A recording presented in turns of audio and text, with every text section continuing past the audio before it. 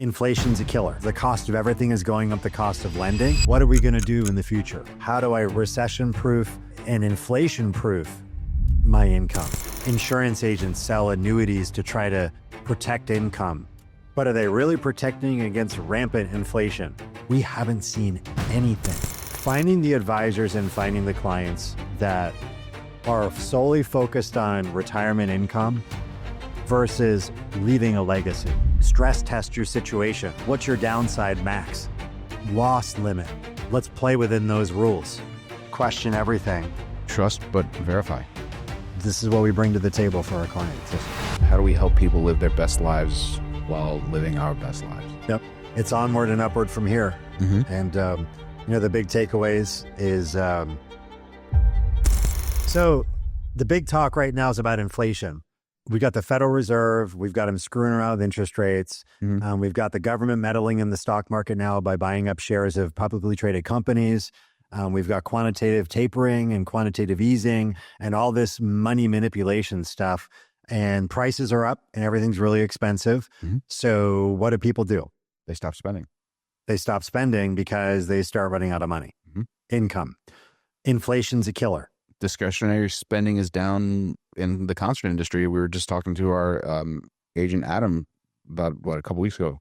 Industry-wide, they're seeing ticket sales are down 20%. I think I saw an article about Vegas. So far year to date, Vegas, 2 million less hotel rooms reserved. 2 million less.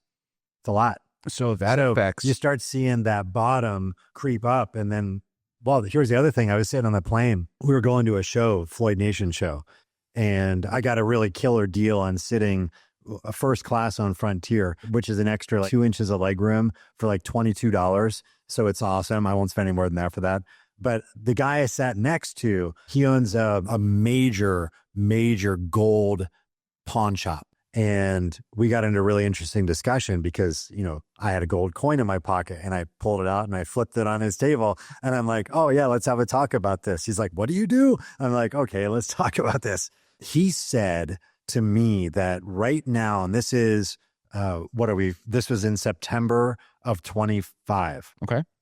That he's seeing more and more gold coming in from the bottom rungs of income class, but alarmingly, more coming in from the very, very top as well. So what he's seeing in the gold industry, buying and selling gold jewelry, gold stuff, is that the people that don't have the money are trading in their rings and different things. And the people that presumably have the money are also bringing in their gold to redeem it for cash so they can pay their bills at the high end. Ooh, interesting. So yeah, we saw this happen back in 2000 and also 2007, where those start to crush down. And I've got a feeling it's inflation. Okay. Because the cost of everything is going up, the cost of lending, mortgages, car loans, subprime, credit cards, all of that. It's coming due. What are we going to do in the future? Well, big question that I get is, how do I recession-proof and inflation-proof my income? How do I inflation-proof my retirement? What's the answer? Every time you get the question, think Dave Ramsey. Don't be a dumbass. Don't spend more than the income you have. Right. At any given time. I take it a step further and I say, get that chart out, find someone if you can't do it, stress test your situation, figure it out. What's your downside max? Loss limit. How's that going to impact your future self? Let's play within those rules. Super important. So I'll hear insurance agents sell annuities to try to protect income. But are they really protecting against rampant inflation? Is what we experienced back in the late 70s. We haven't seen anything yet. When I think of money and I think of investing and I think of all things numbers and data, and you can kind of see me, I'm already in the clouds with my head, the way that I think about stuff, and I see it, I visualize it in my head. I can see an environment where mortgages are 20%. That's where they were in the 80s, though. Of course, they've been there before. Right. I can see a situation where car loans are 20%. Well, they are right, some right now. I can see a situation where credit cards are 30, 40%. I can see those situations. Yeah. How do you plan for that? These are situations to where they do have to be stress tested and you have to do your best, but you have to get around the water cooler and you have to ask the hard questions. Right. To everybody you can and get multiple points of view. It's second opinions that count. Stress test it from all. Just don't take the word of one or two or three people. Don't stop on that journey.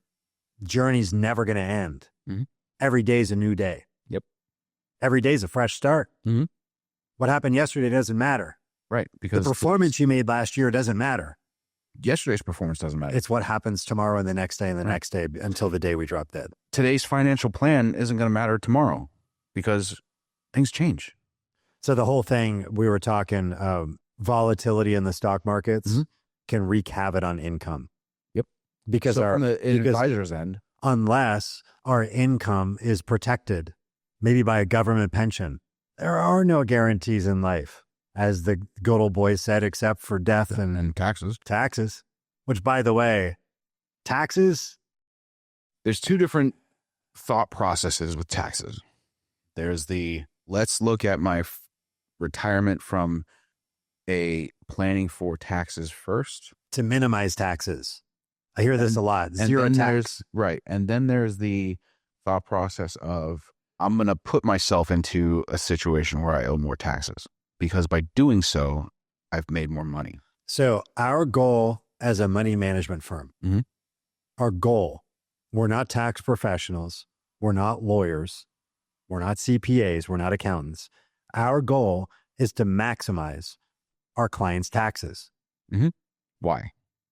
Unless we're instructed otherwise. Correct. That's our goal. Why is that? Because that's what we do for a living. So I'll hear a lot of times clients say, I've got to minimize my taxes in retirement. I'm like, why? Dave Ramsey pops up in my head. You know what he's saying? Why? Don't be a dumbass. There's a point with taxes, right? Drive down the road. I want better roads. I want better schools. I want better infrastructure. I want the poor to be taken care of. Pay your damn taxes. Right. And be proud of doing it. That's kind of my 2 cents on taxes, I guess, is don't come to me for tax advice because my tax advice is going to be, let's just try to make as much as we can for you. Right. So you can live your best life. AI, robots. I have a love-hate relationship with it. AI, what is it? It's a tool. To me, it's kind of like the internet. It's a big flea market. It's a flea market of data and information. I don't know. Is it going to change things? Sure. Is it in a bubble? Ask 1 million people and you'll get 1 million different answers. We'll have clients come and ask us sometimes, or representatives even, is it a bubble right now with AI? Are we in a bubble? Define bubble. First of all, doesn't matter. Second of all, I want you to zoom out. How much of your life is actually in that, exposed to that, reliant on that? Zoom all the way out, all the way to the point where you're looking your entire life, to the point where you're floating up out of your body. Let's zoom all the way out. What does it really matter? It doesn't. In the scheme of things, it doesn't. It is a facet, but I see so many people leaning into it so hard. It's such a distraction. I'll tell you what it does do. It takes away the human element. It throws us on an island and it keeps us imprisoned there. That's one thing it does do. I was listening to an episode of Joe Rogan podcast, Train by Day, Joe Rogan podcast by night, where they're talking about, AI and how it is the people who are using AI on a hardcore regular basis are losing out on some cognitive function because the whole being able to critically think is being done for you. So I've got an interesting question on AI.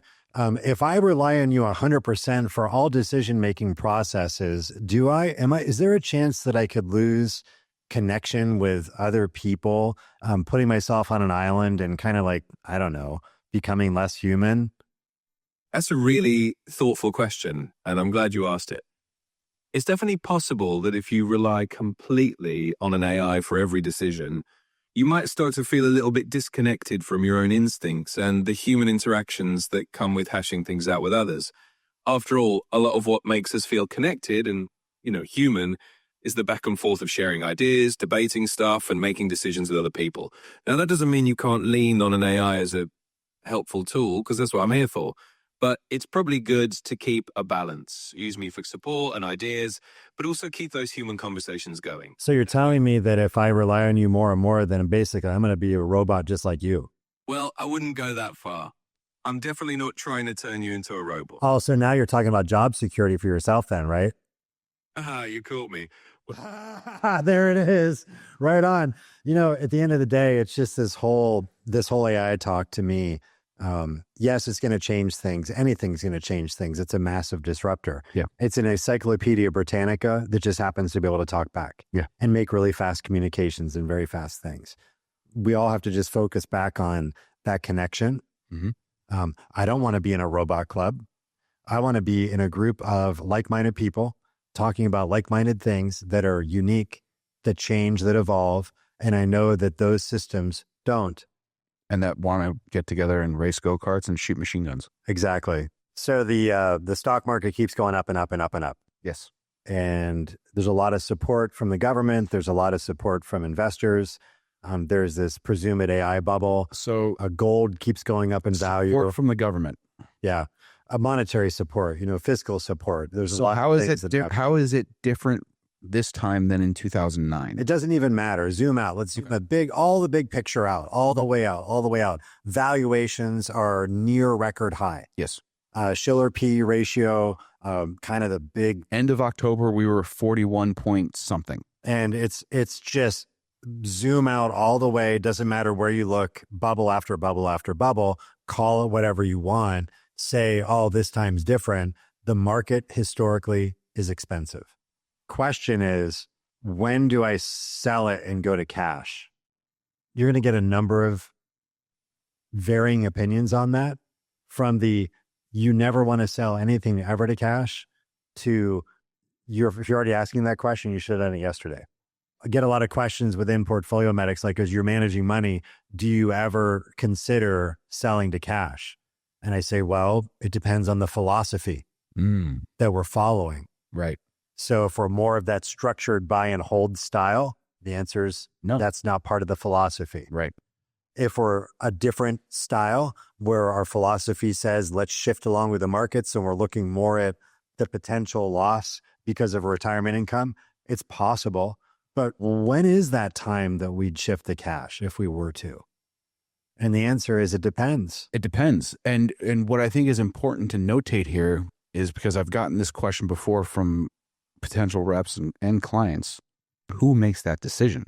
And I think for the advisors out there who are creating their own portfolios, there's a level of ego that they are extra hesitant to throw the baby out with the bathwater, because, well, I picked that stock.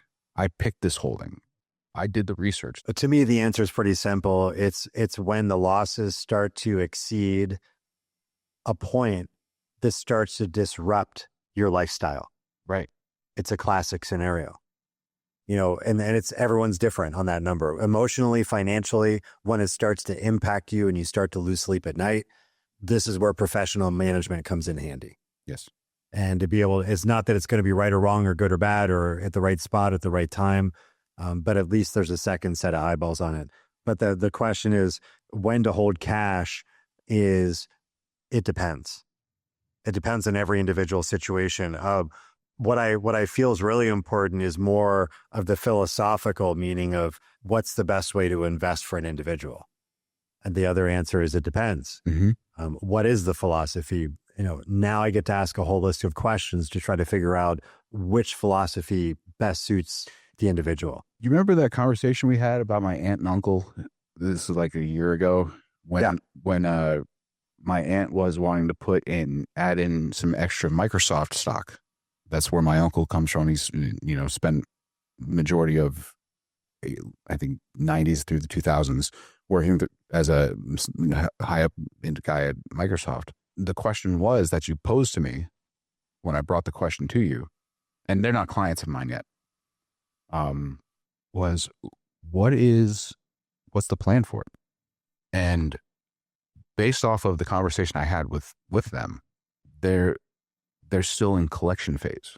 And there's a disconnect, I think, on the retail end, where investors think they are investors, but they're really collectors.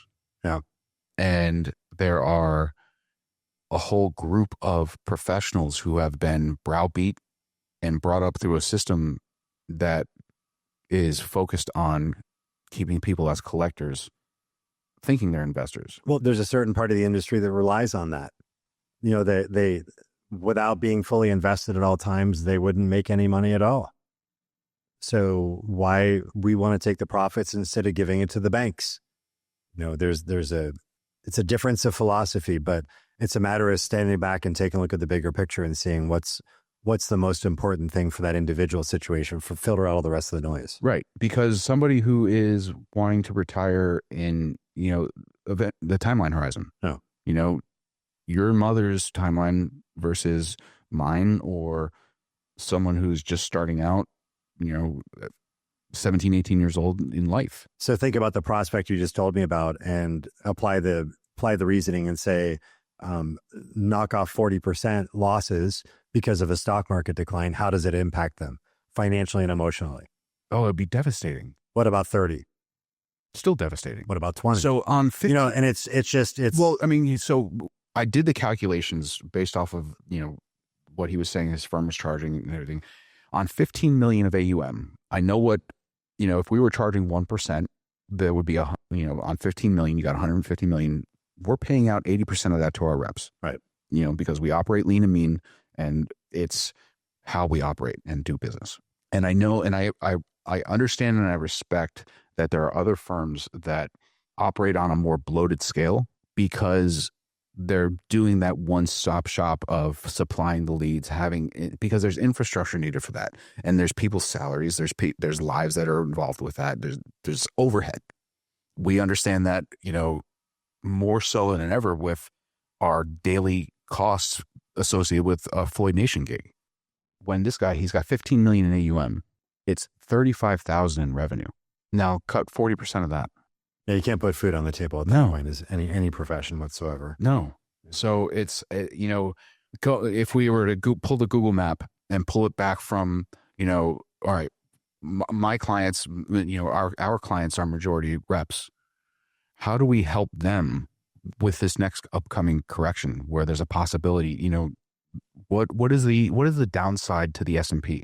What is the downside to the NASDAQ? It's a great question to have. At the end of the day, it boils down to balancing risk, but it can't just be focused on the investment portfolio for a client. The advisor needs to be well enough versed around that coffee, that water cooler talk, to be able to ask the right questions, to be able to see, at least visualize all of the risk that's associated with the situation. Yeah. And then only then can you really make a strategic decision as to the direction or philosophy the investment should be. It's really what it boils down to. Unfortunately, there's no right or wrong answer, but fortunately, there's no right or wrong answer. It works both ways. But critically understanding someone's entire picture and situation, how it all applies and how it works within one another. And this is where I see the companies step in with their certain product or solution without even asking those questions. That's the biggest problem that I see. Yeah. And some advisors are fine with that. Some clients are fine with that because they feel like they have the other side under control. And guess what? Those aren't our advisors or our clients. Yeah. So we try to be the holistic side to be able to visualize the entire picture, ask the hard questions, and stress test from every single direction that we can possibly do. And that includes if we have a client that's a business client. Why, even though we're money managers, why doesn't that apply to someone that's running a print shop? We should have the aptitude. We have the aptitude to be able to look at a situation and say, why are you spending that kind of money on that kind of thing within that kind of business structure? Mm-hmm. It's within our purview to do that. We can do that. Right. We're numbers guys. We see the numbers. It's math, right?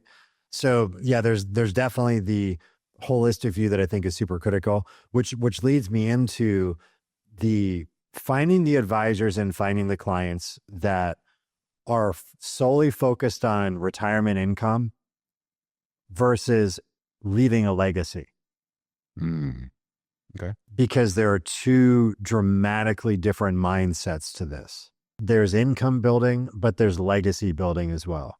What I love to find is the client or the advisor who is able to make that mind shift because of what they've done or how they've done things in life, to be able to shift from just surviving with income to being able to explore and saying, now it's time to see what we can do to leave a legacy. That's where the impact comes. That's where the shift comes. But everything else needs to be in alignment up to that time frame. Look, if my advisor is making a little bit more, that means that our clients are making more. Mm-hmm. And if our advisors are doing even better and our clients are doing better, that allows both of them to level up to the point to where the legacy discussion can happen. Because, you know, you can do all the stuff that you do all the time you're alive to produce income so you can go fly fishing and buy your sports car and, you know, fancy clothes and beach house and all that other lifestyle stuff. But then you drop dead. I love to be able to work with people who are seeing beside that, and they're looking beyond that. And they're saying, look, okay, I've got my income squared away. I've got my security squared away, but now let's shift to the next phase while I'm alive. That is where the beauty starts to happen with what I would consider true wealth creation at an advisor level and at a fulfillment level from a client. So the projects that you and I have coming up, like the things we're doing with Arts Bonita, the rock and roll investment advisor thing. Yeah, let's talk. I mean, well, hold on, because this is pertinent. They would have never been possible in 2024. The conversation. Right. Because I don't feel that I've started coming into that point of alignment until this year to be able to think outside of money, bills, and the next payday, because there's of that stress to what can we build and accomplish here. The thing is the beauty of this is, and there's clients over the years that I've worked with that I've talked about setting up private. I'm not a tax guy, I'm not a lawyer, but I know enough and I've seen enough. One of the families I worked with, I talked them into leaving money to their own private foundation years and years and years ago, because I said to them, if you just leave your kids the money, they're just going to get the money. Mm-hmm. But if you leave them the foundation to run, it opens up all the doors for them socially. Mm-hmm. That gets them off the island. Mm-hmm. It gets them in the community. And what's happened in the last 15 years to that family would blow your mind. The kids, the beneficiaries of that foundation. And it's really, to me, I love to connect with people that can think bigger than the purpose of just paying the bills. Mm-hmm. I love to collaborate with people and to be able to bridge communities in a way that we can make anything possible. What I see the problem is that when I look at the companies that force advisors to work under a certain system, they keep the advisors on the island and they never let them explore that because they never give them the means to be able to explore. That's what I love most about what we do. I love what we do because of that. Yeah. It's not the now opportunity. It's the holy crap, look what we can create for the future, i.e. me getting a camel at some point, which is going to be a great discussion for one of these podcasts. But I love to be able to create. I love to be able to bridge. I love to be the bridge for people to be able to connect and grow. It has to come from a standpoint of being unselfish mm-hmm. and giving and pure for me to be able to connect with that individual. I mean, I can spot bullshit in a second. I saw it yesterday in a call that I had. Tell me. I heard the person, I saw them. I'm watching them on Zoom and I'm hearing them talk one way, but the way that I process information is I hear it. I don't see it. I hear it. I process information in my head. I don't visually. The Zoom is nice because you can connect and eye contact and all that stuff, but I hear it. And I heard a different story. And then I heard the phrase of, I'm just going to do an exit plan and get my X million dollars and then be done. And I thought, wow, what a shallow transactional life you live. just like that. Easy. But it was a matter of getting to that point. Now, maybe there's a point to where I can talk to that person more because I think they have the ability to do what they said they're going to do, but to be able to create more purpose than that. My answer was 10 million. That's not enough.